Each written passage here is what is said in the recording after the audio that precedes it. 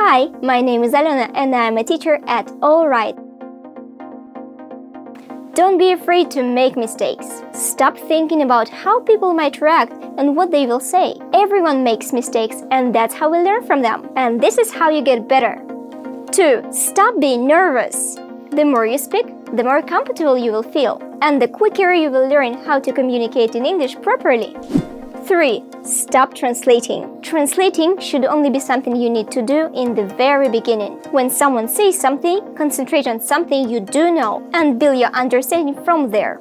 4. Stop spending too much time on correcting your grammar mistakes. Grammar is important. Making mistakes is bad. But don't forget about the main purpose of your studying. You have to speak fluently, and this is unreal if you spend too much time on choosing the right tense or right grammar construction, or simply don't say a word because you are afraid of making mistakes. And which of these mistakes you've used before? Share in comments.